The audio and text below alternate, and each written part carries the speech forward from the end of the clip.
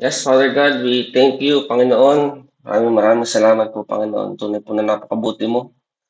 Isigaw po namin ang kaluwalhatian mo, ang kabutihan mo, Panginoon, ang katotohanan, Panginoon. Ang salita mo po, Panginoon, ay buhay, Panginoon, sa aming mga buhay. Salamat po, Panginoon, sa araw na to na kami bibigyan nyo ng pagkakataon, Panginoon. Salamat sa time, sa chance, Lord, na kami po lagi nyong minamahal sa pamamagitan ng Lord sa mga salita mo po, Panginoon. Pinaparamdam niyo po sa amin, Panginoon. Sa oras po na 'to, Panginoon, salamat dahil, ah, nararanasan ka po namin sa aming mga buhay, Panginoon. Salamat po, Lord, sa mga tao po na ginagamit niyo po, Panginoon, upang nagiging daluyan ng, message niyo po, Panginoon, sa oras po na 'to, Panginoon, at nalalaman po namin ang katotohanan at binabago po kami, Panginoon, ng iyong salita. Lord, sa oras po na 'to, pinupuri ka po namin at pinapasalamatan, Panginoon. Ito po aming samot dalangin. In Jesus' name we pray. Amen. Yes po. Good morning po sa inyong lahat at magandang gabi naman po sa mga sa ating mga panghapon na session po. So, it's our day 21 po ng Unleashing the Power of the Holy Spirit. Alam ko po na tayo po ay pinagtibay ng Panginoon at tayo po ay pinalakas ng Panginoon. At naniniwala ako na ang Panginoon ay kumikilos po sa inyong mga buhay. Ano po? At yan po. Hindi na po natin papakatagalin dahil medyo late tayo ng konti. So, tatawagin ko na po ang ating mentor, ating pastor, Pastor Noli Opeñano.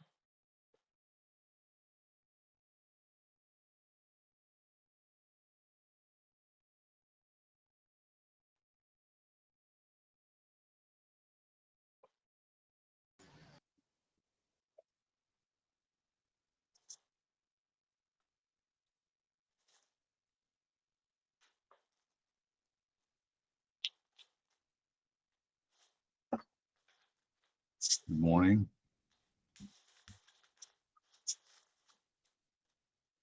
Morning po. Morning, kumusta ka mo kayo?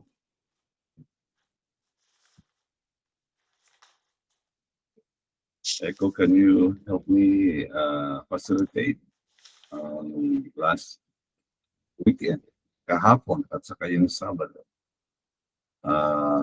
I'd just like to hear updates of what happened to your table discussion. Uh, alam ko marami kayong napag-usapan, perhaps. Sige po. Lahat po ay malayang makapag-share po ng mga napag-usapan po natin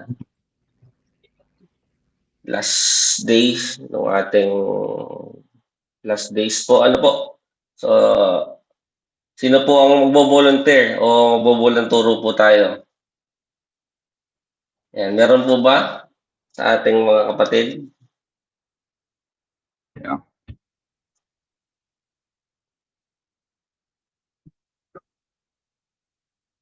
Yan. Ano Totoo. nagalang talakayan? Yung mga P3.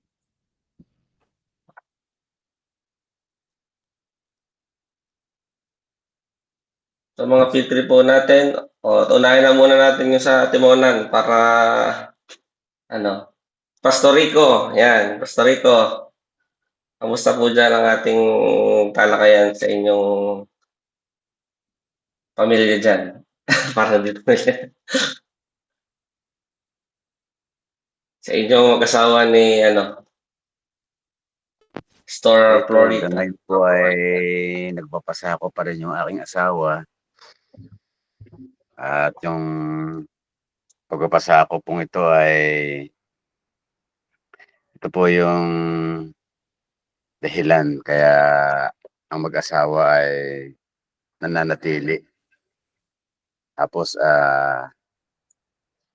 dahil naman siguro tama yung original design na nababanggit ng ating mentor na mahalin naman natin yung ating asawa para magpasakop sila sa atin. Kaya yun po yung nakikita kong problema ay kung hindi po talaga sila magpapasakop, yun ho ang malaking problema. Kaya kung sila naman po ay nagpapasakop, mamahalin naman natin sila. Pagkat habang nadarama nila yung ating pagmamahal, natututo silang magpasakop sa sa isa't isa. Kaya napakaganda na nagiging ehemplo at nagiging mabuting halimbawa ito pong ating pagsasama sapagkat ito po ay nagre-reflect do sa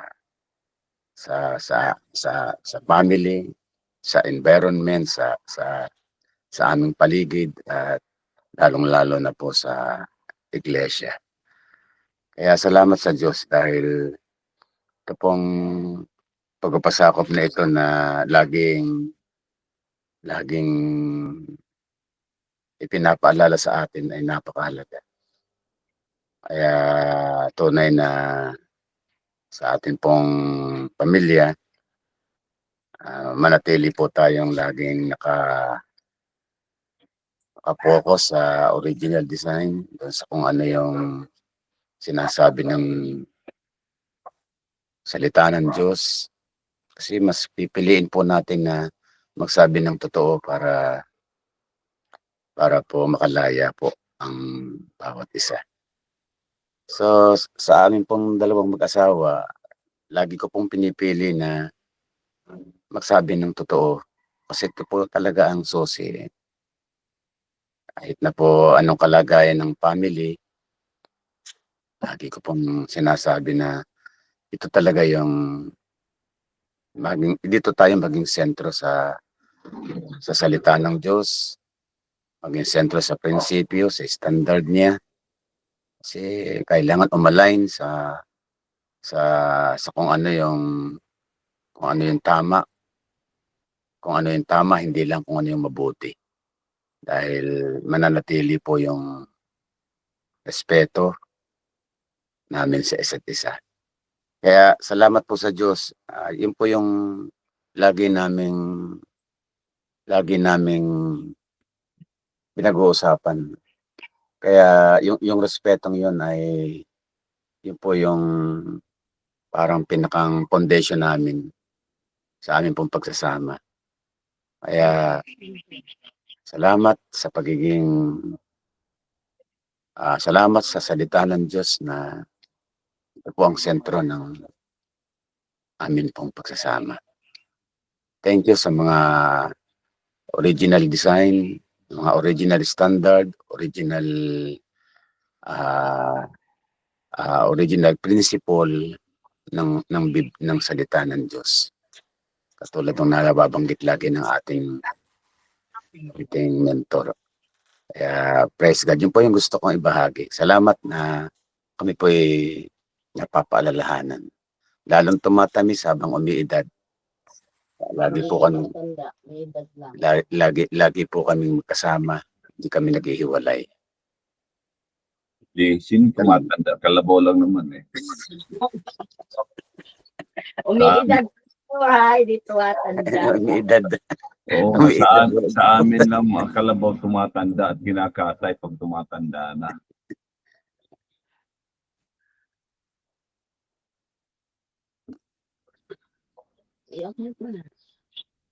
Oh, sige. Salamat po. Yan, nakita din. Parang may dadagdag ata si Pastor Florita. May dadagdag ka Romy.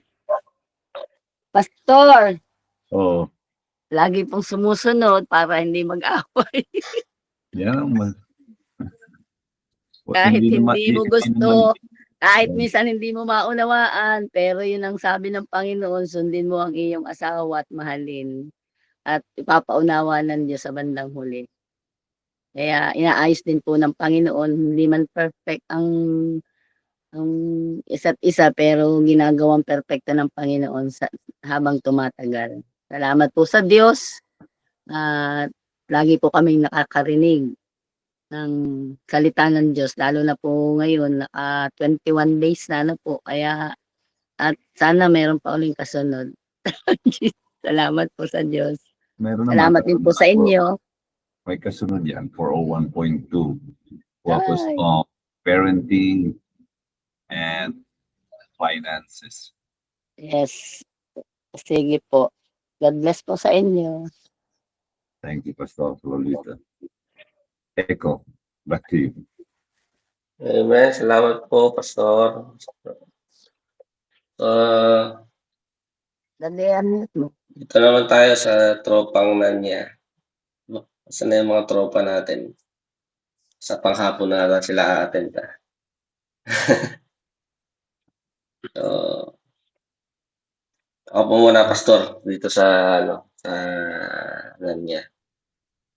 So, ako po ang aming pong sa amin po muna mag-asawa. Malaki po yung impact sa amin ng ating 21 days challenge. Sabi ko nga po nung nakaraan, nung una ako lang umattend, so pinag-pray ko na Lord, sana dalawa kaming mag-asawa. At yun naman po na talagang answered prayer po na dalawa na kami mag-asawang na-attend. Nandiyan yung aking wife, kay Faith Kiel na account. So, yun po sa amin po ay malaki pang help sa amin kasi po sabi nga po hindi perfect, lalo na kaming mga bago pa lang tumatagal, bagong sa marriage. So, maraming inayos ang Panginoon. Katulad din ng pag-aayos sa amin nung nagsisimula kami at patuloy pong inaayos po. So, nung mga nakaraan po, yung leadership, malaki po yung impact sa amin kasi nasa ministry. At yun, may mga minister kami sa church at hindi lang sa ministry, sa individual po namin mag-asawa po. Napakahalaga po ng leadership na Christ-centered, Christ-like at leadership na talagang servanthood. Yung pong pinakita po ng Panginoon. Kaya sabi ko nga po sa asawa ko, talagang ipakita natin na sa mga, hindi na tayo sa sarili lang natin, kundi pati sa mga tao na nasa paligid natin, makatulong katulad ng ginagawa ng Panginoon. And of course, yung maging bold to share the gospel, yung katotohanan na katulad po ng ginagawa po ninyo, katulad ng ginagawa po natin ngayon. Kasi ito po yung makakapag sa ating next generation, sa aming mga anak, and ngayon po, magiging example, yun po yung maganda na mag-lead po na maging example po sa buhay po ng maraming tao. Sabi nga ang makikita po talaga sa buhay ng tao, hindi yung sa maraming salita. Yung kaluwalhatian ng Panginoon. Na pag nakita sa buhay mo, sa pamilya mo, sa bawat individual, malaki po yung impact ng tao pag ang Panginoon po nakita sa buhay po natin. Kahit na less yung talk mo, pag nakita yung impact sa marriage pa lang, talaga pag nakita ng mga tao na nasa gitna ninyo ang Panginoon, talagang magkakaroon ng impact po sa buhay nila. At pag yung Panginoon na nakita po sa buhay natin, po. And yun po. Dito naman po sa Nanya, malaki po yung about po sa submission sa leadership. Kasi po, sabi ko nga po sa inyo, iba-iba kami ng church dito. Halos lahat kami iba-iba ng pinanggalingan, iba-iba din ang katuruan. Minsan iba-iba din ang katuruan.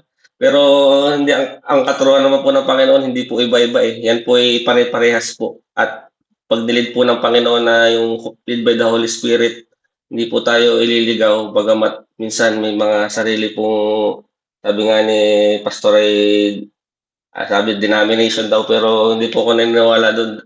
Tayo po ay one truth po, and yun po ay yung kapag nilid tayo ng Holy Spirit, nagiging isa po tayo. Yun po yung nais sa amin ng Panginoon. At syempre yung pagsasubmit sa ating mga leaders, ating mga pastor, at yun po, yung servanthood nga po, na kahit walang kapalit, kahit katulad nung ginawa ninda ng mga disciples ni Lord na talagang grabe yung ginawa nila sa kingdom ng Panginoon na nag-lead sila like Jesus. Pakita nila yung tunay na leadership talagang for the gospel, kahit na yung sariling buhay nila is yung pa yung maging cause yung ng lahat ng mamatay sila pero para lang sa katotohanan. So yan po yung itinanim sa aming mga puso na magpatuloy na matibay po yung foundation at nasa truth po. Kasi mahirap po na kami po ay, lumalakad na hindi namin naiintindihan kaysa lumalakad kami na nasa katotohanan. Malaki pong impact po 'yan na 'pag nasa katotohanan tayo, magiging grabe po yung ano natin. Bagamat maraming mga problema, pero yung mga problema sabi nga ni Pastor Rolly, dadaanan lang natin 'yan. Wow, yan ay titibagin nga ng katotohanan na ang Panginoon ay buhay. Ang salita ng Panginoon ay buhay po sa amin po, sa atin po. So, kami po dito sa Nanya, patuloy tayo, kasi yung iba sa amin siyempre po nakakaranas ng, minsan ay nanghihina, parang nalalata na, pero salamat po sa salita ng Panginoon, lalong-lalo na po yung sa leadership, undercover po, yan kailangan po namin yan. So, yun lang po, at sa iba po baka po meron pa po tayong,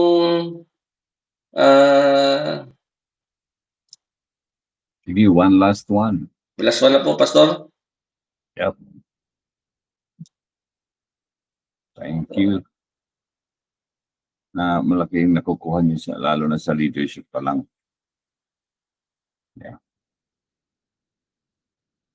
Meron pa pong may gusto mag-share po ng ating Sila Pastor Bunboy. Johnny, Bemben. Buti nandiyan si Roy nakabalik ang morning session. Welcome back, Roy.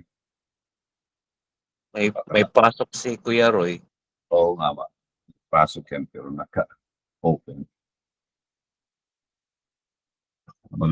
Wala lang magtitip sa employer.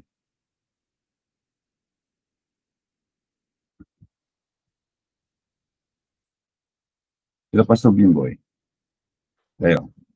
Any discussion in this weekend?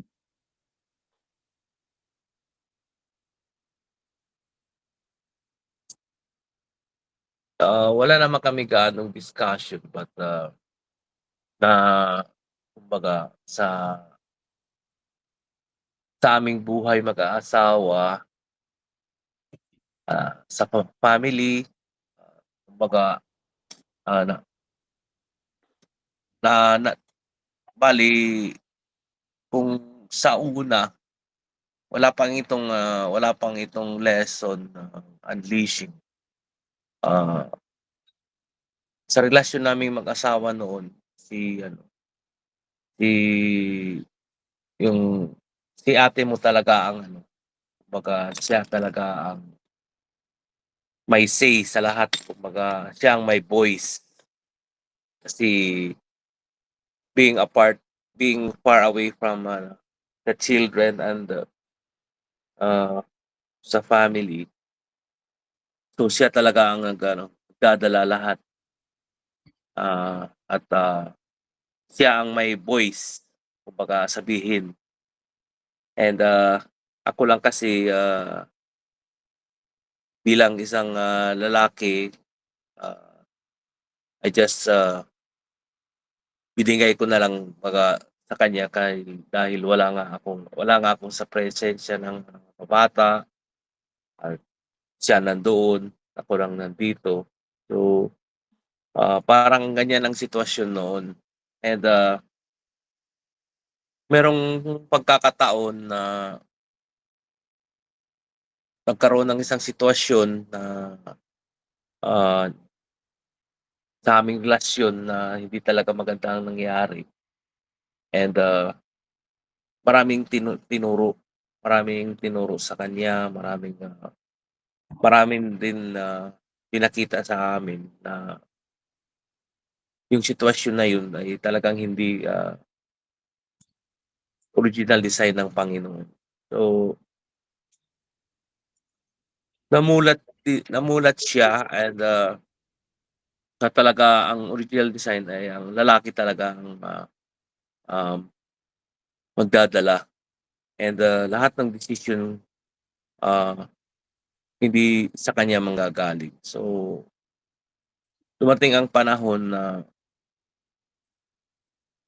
nung nagkaayos na kami dun sa aming relasyon ay doon na nakita na kailangan magpasakop siya. And isang reason din yun kung bakit nagkakuan ang relasyon namin because of talagang kilala naman ninyo si ate, ang boses niya talagang ay pataas talaga. And parang naging isang reason din yun na pag ano, kumbaga nada-downgrade ang aking ego. Kasi pag magsalita siya talagang ay makuwang kagad ang boses. So, yun ang naging isang reason na parang nagkaroon kami ng hindi pagkaintindihan. So, after a while ay naayos nung nalaman na niya na talagang ay hindi siya ang puwede ang ano,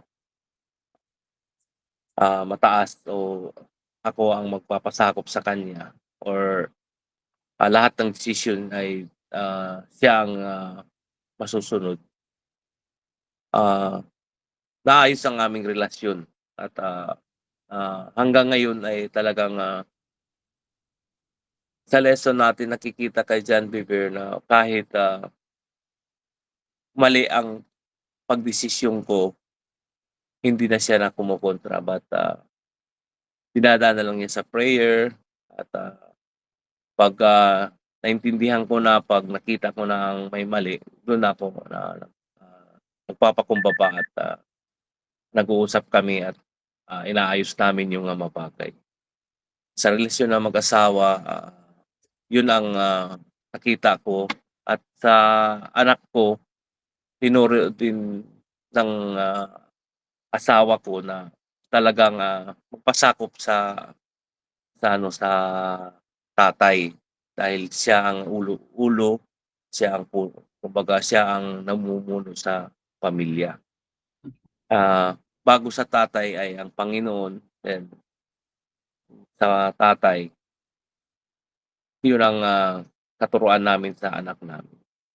And dun naman sa trabaho, marami din akong natuto dun sa submission of authority. And kahit pa nga sabi pa hindi nakatingin yung mga management sa taas, but ginagampanan ko ang service, hindi yung sweldo kundi ang service. So ganun din sa Panginoon, hindi kailangan na nandiyan ang Panginoon titingin sa'yo. Dapat ang gawin ng isang mananampalataya ay gawin. Hindi na kailangan na mayro'n pang nandiyan ang nakakataas sa'yo para ka kumilos. At lahat ng gagawin sa buhay, kumbaga ipinapakita namin sa bawat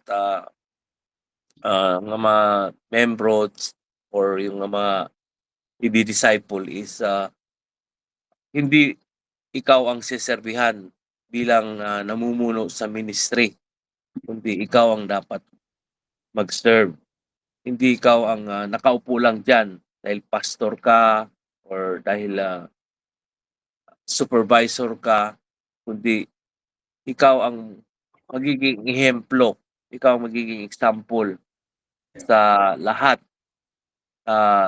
para makita ang bawat isa na yung yung ginagawa mo ay hindi kailangan may nakatingin sa'yo kundi ang lahat ay para ikalululhati ng Panginoon.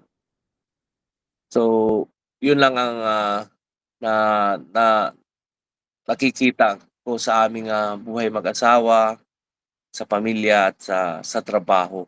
Yun ang sa ministry, sa trabaho, hindi kailangan na magpapakitang tao ka lang, kundi ang totoong nasa puso mo ay makikita sa bawat kilos at sa buhay mo at yun ang isang maging malaking impact sa paligid. Yun lang po. Wow, thank you very much. What a summary of a journey, humbling situation, and your honesty, your authenticity, Pastor Bimboy. Seeing how God humbled you as a couple in recalibrating the design He made originally for families according to His headship, and you, your headship in the home, and the headship and leadership in church. Thank you very much. And I'd like us to begin with this sa Salmo 119.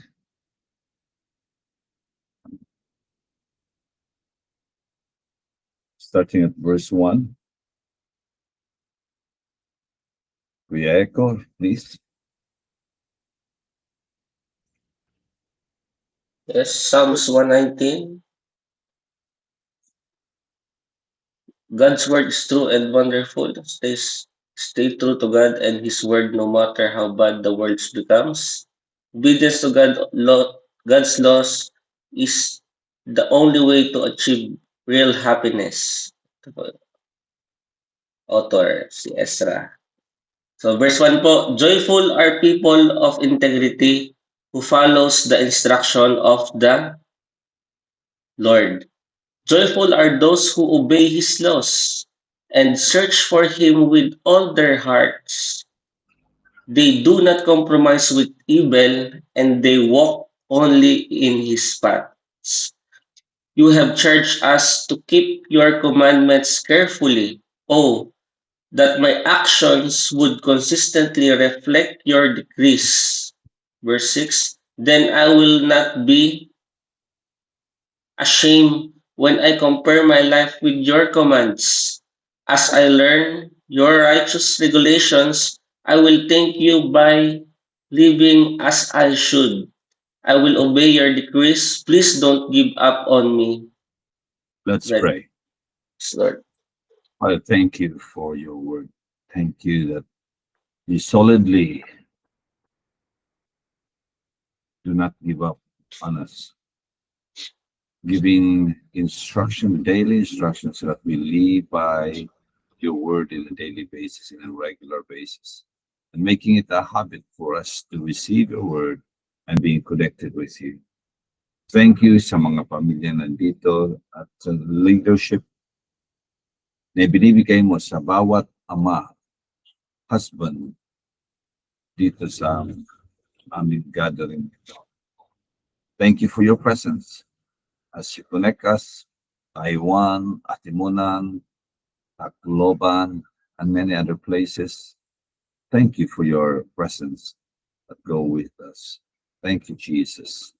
Teach us today, even as we end and close. For the meantime, PF 401.1 on marriage and leadership, and fulfilling the purpose you gave us in every family. In Jesus' name we pray. Amen. Good morning once again. Welcome to our last session of PF 401.1. Hinati ko ito ng dalawa kasi medyo mahaba-haba talaga ito. At in fact, alam naman ng iba, according to my resources, kahit nga sa marriage, in a biblical portrait of marriage, hinati ko yan lang into half. The half of it are still available online if you'd like to ask for the link. And so with John, we will already give all the full copies of the video on leadership. I think, Pastor Bimbo, if I'm not wrong, bigay lahat yun, 12 yun, di ba? Sa inyo. Ano po, Pastor Noli? Yung sa leadership, undercover, with John Weaver. Oo, Naibigay naibigay Dos. mo sa amin. At napag-aralan na rin namin yan noon. Good. And it's good to refresh and recalibrate.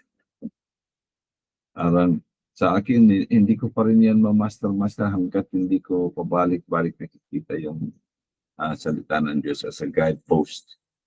So this morning, if you will follow, sana ba yung camera? Ba't nawala? Yan. You will follow me sa Luke chapter 5.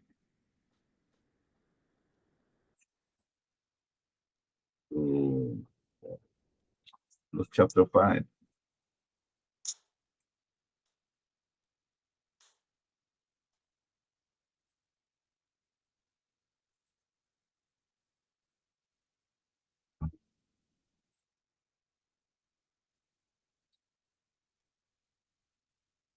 Yeah.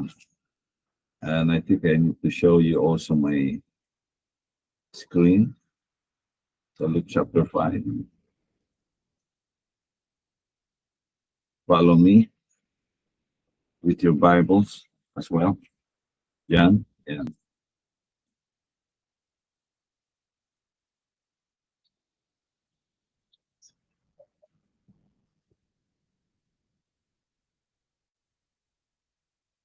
There you go. All right. Once again, I ask you, Iko, but that way, thank you for sa kasama mo sa akin to the end of this session, facilitating and helping me here. I would like you to read that from verse 1, verse 12 in chapter 5. Luke chapter 5, verse 12, Jesus heals a man with leprosy. Verse 12, while Jesus was in one of the town, a man came along who was covered with leprosy. When he saw Jesus, he fell with his face to the ground and begged him, Lord, if you are willing, you give me clean. You can make me clean. Verse 13, Jesus reached out his hand and touched the man. I am willing, he said, be clean. And immediately the leprosy left him. Then Jesus ordered him, don't tell anyone, but go, show yourself to the priest and offer the sacrifice that Moses commanded for your cleansing as a testimony to them. Verse 15, yet the news about him spread all the more. So the crowd of people came to hear him and to be healed of their sicknesses. But Jesus often, madalas, withdrew to lonely place and prayed. Yeah. Dito tayo kukuha ng pagtuturo as we end in terms of leadership. Jesus prayed. Verse 16, often withdrew to lonely places and prayed. So today, our last lesson on leadership is focused on Christ-like leadership by habit. What you repeat, you become. Ang inuulit-ulit, yun ang bumubuo sa iyong isip at ugali. And what was Jesus saying here? In his word, Jesus often, madalas, withdrew to lonely places and prayed. So just here, the one single word here gives me a picture of Jesus praying as his habit. My habit. Ay habit ang Panginoon. Kaya may tanong ko nga sa inyo. Tanong ko.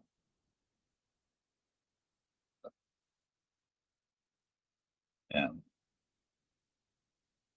Kung walang audience, do you still lead like Jesus? What spiritual habit you skipped lately and what effect did it leave? This would be a good discussion in your teams of P3. Ito kasi kitang-kita natin si Panginoong Yesus.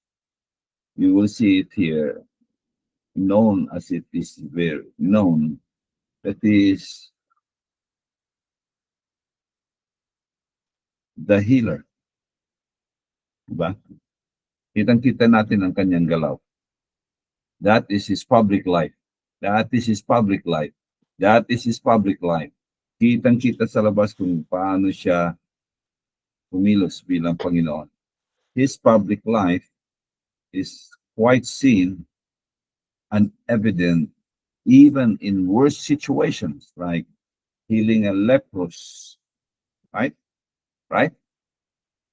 Kung sa public life pa lang, ay sobrang sikat na yan. Lalo na leprosy ang ginamot dito. Leprosy. Hindi po ordinaryong sakit yun nung araw na yun.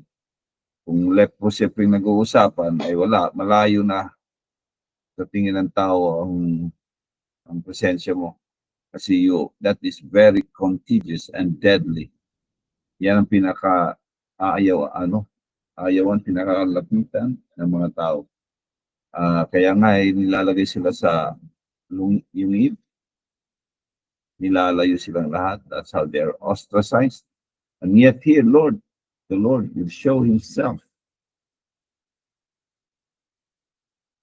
Nalapitan siya, tingnan niyo. When he saw Jesus, he fell in his face. It means,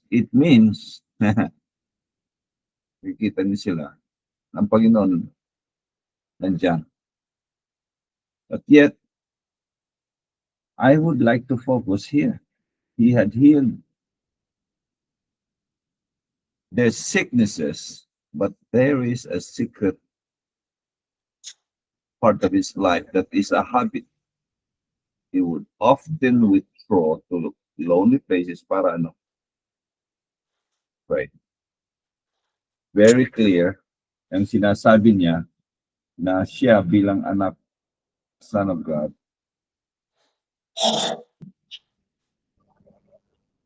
in being our head,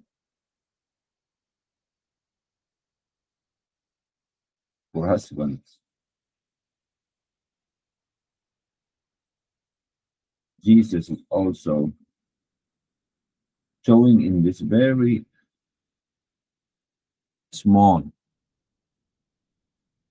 part of the Bible, showing his connection with the Father. That is done madalas, repeated. His dependency. Kaya sinasabi niya sa John chapter 5. Anong sabi niya? May magagawa ba siya? Panginoon? Ang sabi niya dito? 5:19. Hindi makakagawa ang anak ng anuman sa kanyang sarili. Nothing at all. Nothing. The Son of God. Yeah, he said it. Huwag na nating dagdagan. Huwag na nating dagdagan sinabi niya. What he's saying is, kundi ang nakikita niyang ginagawa ng Ama. Paano niya nakikita yun? Gentlemen, the habit of spending time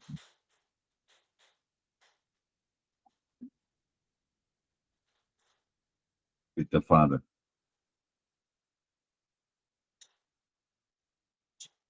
Hindi sa trabaho.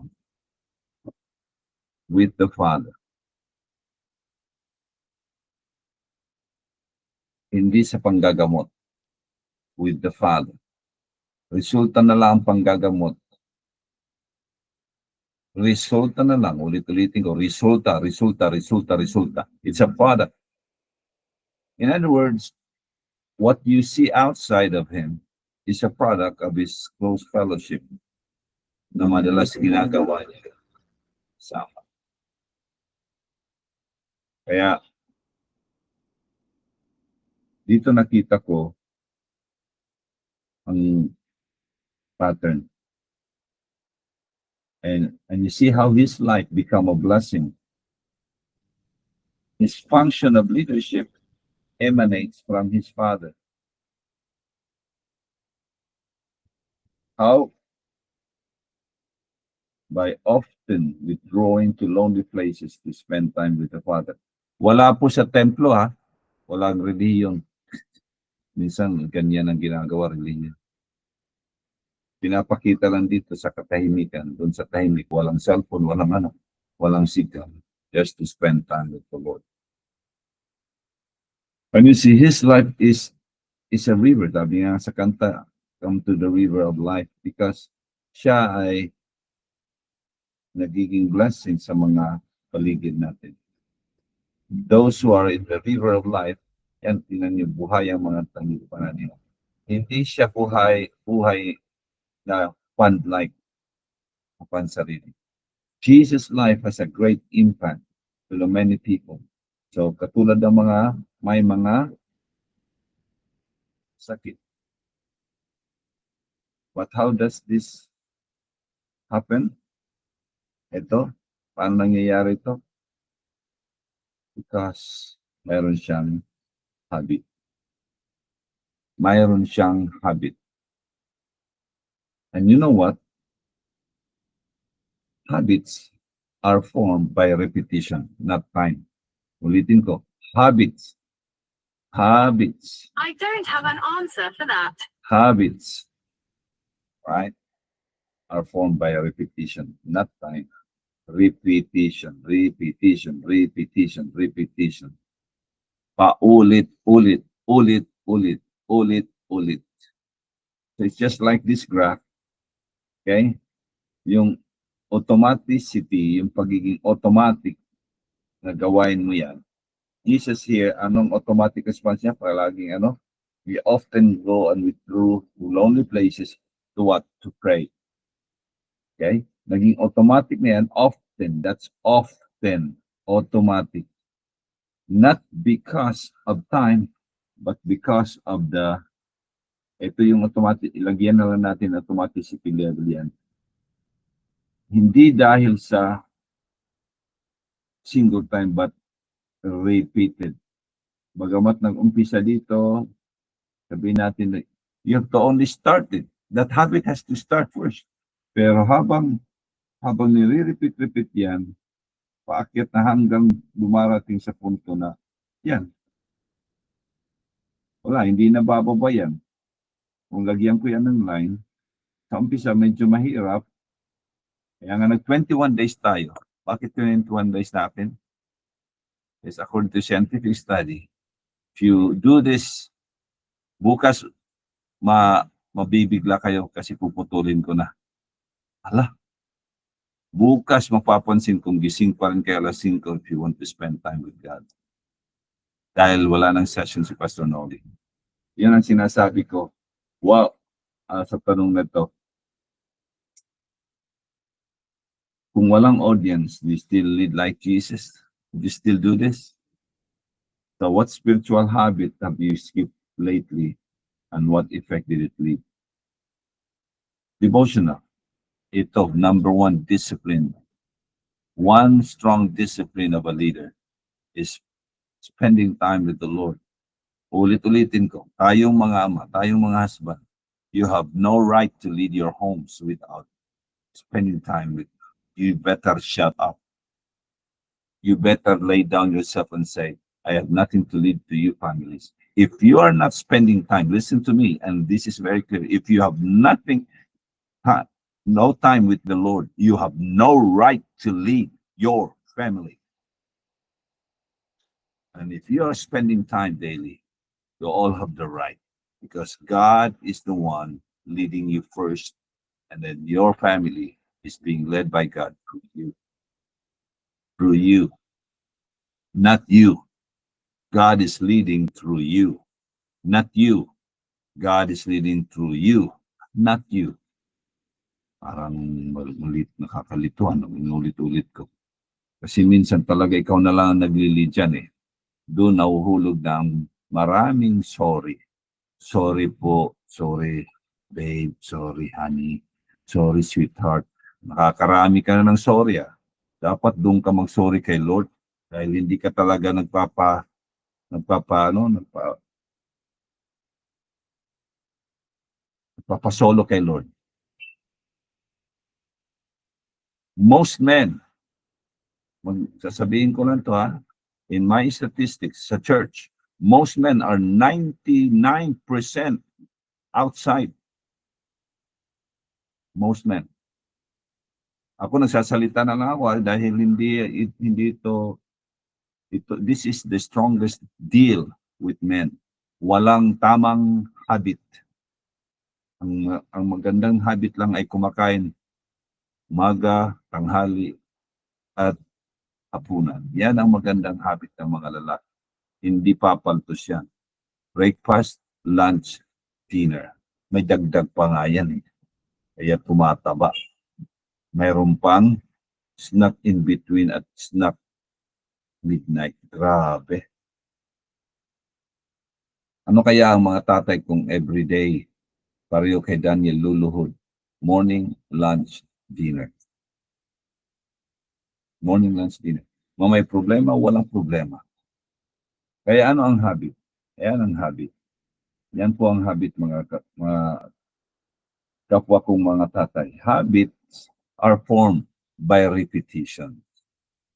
Jesus saw, we saw it in Jesus' life. He often withdrew to lonely places. If there is one thing I really want us to major as husbands at mga tatay, mga lalaki, is to spend time with the Lord. It will shut up the mouth of your yelling wife. Alam nyo, ako pag nagsasalita ako, i-whisper ko lang, tama na yan. You better shut up. And I just whisper the word from the word of God. You better shut up. I don't have to yell. I don't have to. You may, kasi hindi madadala yan sa ang apoy hindi nagmumula sa ingay. Tingnan niyo sa notes ko. Fire is not from hype or sigawan, but from hidden habits. Nakikita niyo sa notes ko? Ha?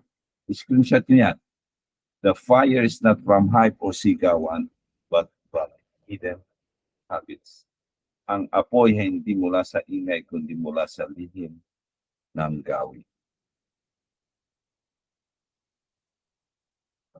Kaya isang whisper lang yan. Whisper lang yan ng tatay at mga ama. Manginginig ka na. Okay? Lalo pa kung walang whisper. Wala nang ingay, hindi na nagsasalita, you better run. Naalala kong Panginoon, hindi na nagsasalita sa mga Israelites for 400 long silent years between Old Testament and New Testament. 400 long silent years. Mag-ano na kayo, ang tawag dyan, mabahala na tayo dyan. Susunod, alam niyo ba, itong habit na ito is, repeated, tama? And then, your identity is a repeated beingness. In other words, sa habit mo, nakikilala kung sino ka talaga. Lumalabas kung sino ka. Kasi yung identity mo emerges out of your habits. Anak yan ng Diyos. Kaya normal lang yan, to spend time with the Father. Anak ka ng Diyos? Tanong, anak ka ba ng Diyos? Yes, I am. Then spend time with the Father. Do not lead your family without being led by Jesus. Sasabog ka. Kasi ilang beses kang maraming beses na ilang beses na tayong kinontra ng mga decision natin ng ating mga wives. Kahit nga if it is from the Lord, kinokontra pa rin. Ano pa kaya kung hindi yan from the Lord? Di ba? Di ba? Remember, husbands, the same calling ay binigay sa atin ay the same calling ay binigay kay Abraham at Sarah. For I have chosen him. Sabi ng Panginoon, I have chosen him to what? That he will direct his children. Makinig kayo ha. He will direct. Ang naaalala lang natin palagi mga husbands, with Abraham, he has been called to become a father of many nations. No, wala pa siyang anak. Sinabi na ng Panginoon sa kanya, I have chosen him to direct his children and his household after him to keep the way of the Lord, to keep the way of the Lord, to keep the way of the Lord by doing what is the way of the Lord, doing what is right and just. That's the same when Jesus came here. We ought to administer righteousness and justice so that the Lord will bring about for Abraham what he has promised him. Okay?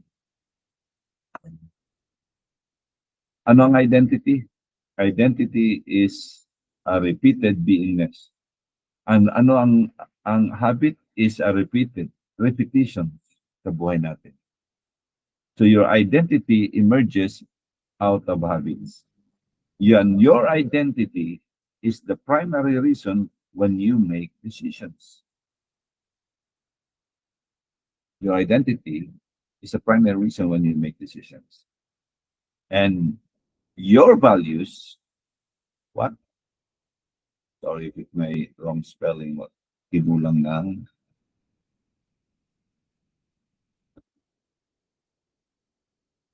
take note. Every decision you make reflects your identity. And your identity is a repeat. Lumalabas yan sa habit mo. And ano ang habit? It is a repeated activity. So, anong decision saan nakukuha? Sa identity.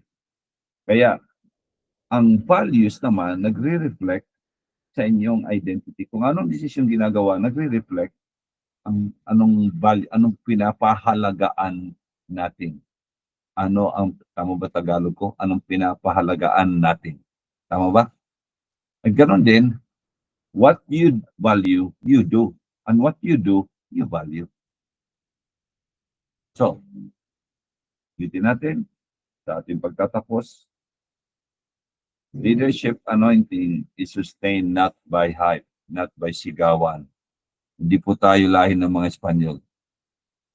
Diba, Pastor Bimboy? Yes po. Not a joke. Hindi po tayo lahi ng mga Espanyol. Idiot! Wala sa sigawan. Okay, hindi done. Yeah. But we are what? We are sustained. Our leadership is sustained by rhythm, which means by repetition, by habit. The habits you practice will become the future you carry. So as we close, tatanong ko sa inyo, which hidden habit will I protect even when no one notices? Kahit hindi nila napapansin. That's a private life. So tonight or this morning, let me bring this clear to you. Christ's leadership is by habits. Kaya kung habit na yan, katulad ng banal na spirito, ay flowing lang yan. Flowing. Kung ito ang buhay mo ngayon, pag walang Panginoon, bumabagsak ang mga decision natin sa mistaken identity of our past. Sa mga experience natin of the past. But if we see and recalibrate our life of the true and original identity of who we are. Diyan, balik-balikan niyo yan. He chose us before the creation of the world. That governs our habits. He saved us into a holy life. Yan. Just as a review from the very beginning, we started this, right?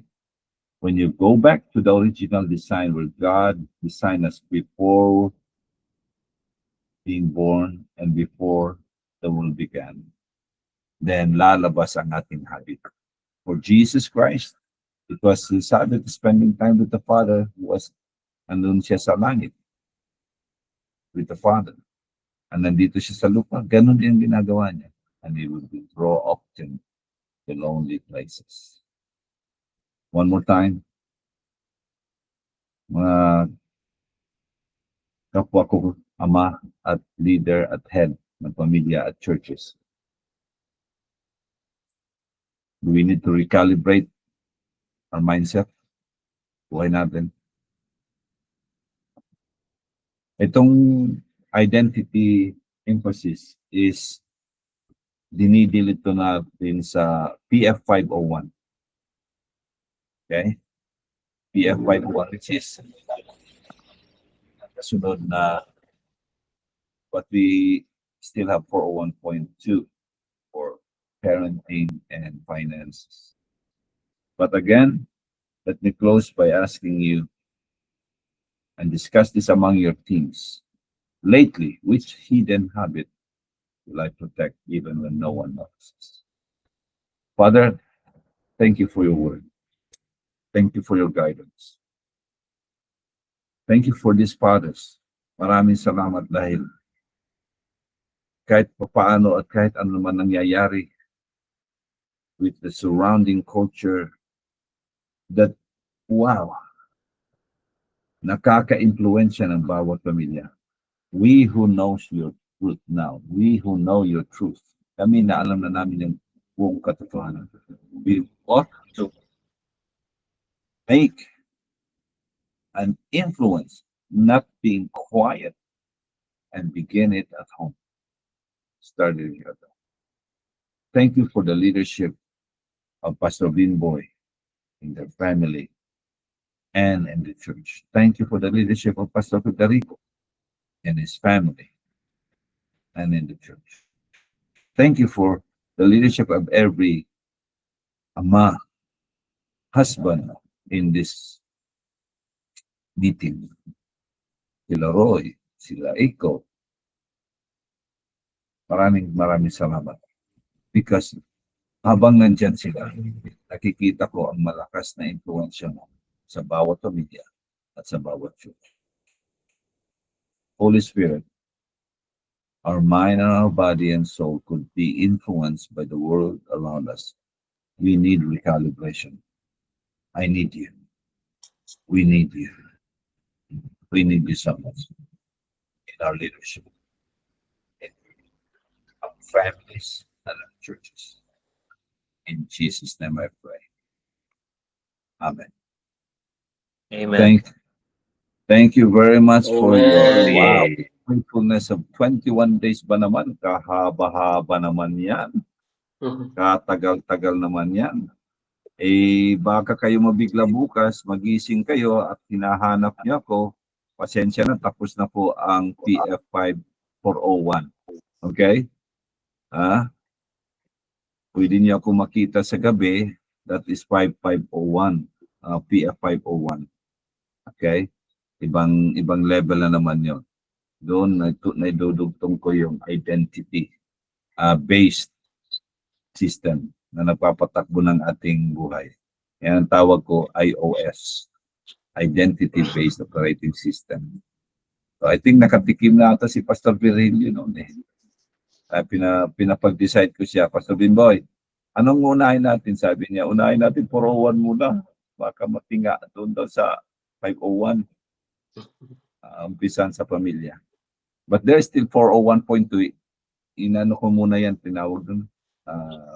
Pinaspone. Winithhold ko lang muna kahit yung nasa 501 dahil nagpatawag na si Bishop ng succession of leadership. So 501 is succession of leadership. Right? Bringing your leadership to the 4th generation. Buti na si Pastor Binboy, may mga apo na.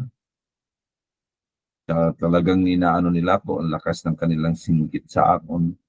Eh, may mga apuera at akong mga apo diti. Apo ko yan ay ibang lalaki, nga na ibang babae.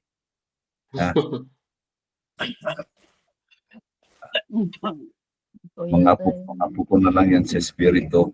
Marami na akong apo sa orphanage. Ang dami na talaga. Tao nila sa akin, lolo, kagabi na kahapon nandun ako sa isang bundok, isang church natin sa bundok, doon ako nag-spend time. Nagano ako na umagang-umaga pa, ang dami ng lasing. Nagsiservice kami doon. At ang daming bata, lumalapit. Maaga pa sila nandun na inaantay na ako sa bundok. MacArthur Stensama. Lolo, talaga naman, lolo ako. Nalolola na ako sa inyo, nalolola ako sa inyo dahil kayo may totoong mga apo, lalo na si Pastor Bimbo, may apo na naman. Purihin ang Diyos. Amen. Ipapasa mo yan, bro. Lalo na. Ipapasa mo yung leadership mo sa kanila. Apostol na kayo, Pastor. Apostol. Apostol. Ibababa mo, ipapakita mo yan hanggang sa pinaka-apo mo, pinaka-bunsong apo mo. Ay mayroon nang pumasok na pinaka-bunsong apo. Nagdadala ng pangalang Yao. Ay. Kaya hanggang doon ang pananaw natin sa succession of leaders. Tinuro ko na yan sa 501. By the way, thank you very much for your help. Kasi yung binibigyan yung registration dito ay napupunta sa kanila, sa mga bata doon. Sa pagpaparal, sa pagpapakain. Your relentless help is sustaining them and their needs. Maraming salamat for your time and your support and prayer. Please continue to pray for me. I feel sad again and also at the same time happy. Nawalan tayo ng matibay na kababatang kapatid natin sa States. Namatay na si Bukham, si Budi, strong evangelist sa US. If you notice, at the age of 56, namatay na siya by heart failure. So, minadaling kinuha na ng Panginoon. So, tayo na naiiwan na mga in our 60s to continue to propagate His kingdom. So, habang hindi pa siya dumarating. Let's also be praying for his family. I don't know if you know him. Do you know him? Pakita ko kaya sa inyo. Ito siya. Ito siyang Black American. It's a Black American. Opo. Sa Facebook po, nakita po sa Facebook.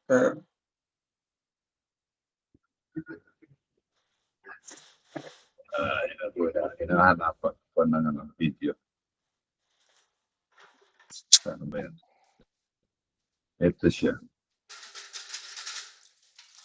Kahapon ko lang nakita sa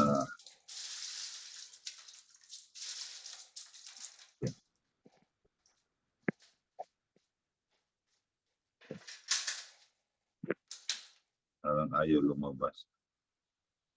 Anyways. Wala na rin si John MacArthur. He's also a very strong theologian.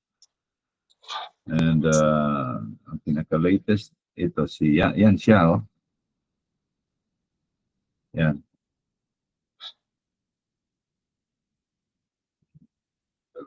But nag-advertise.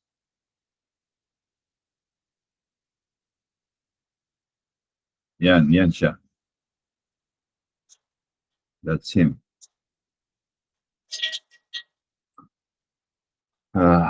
A properly grounded theologian. Very grounded theologian. Namatay at the age of 56. Budi Bukham, American, Black American preacher. Right? Thank you again.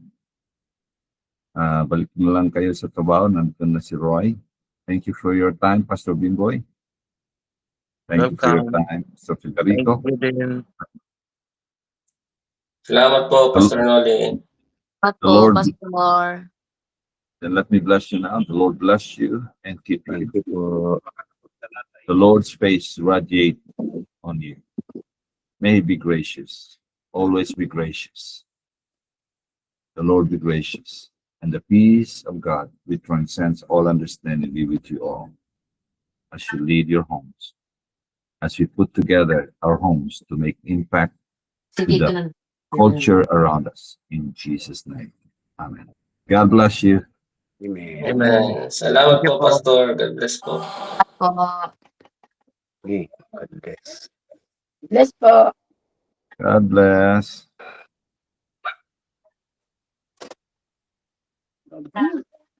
Opo.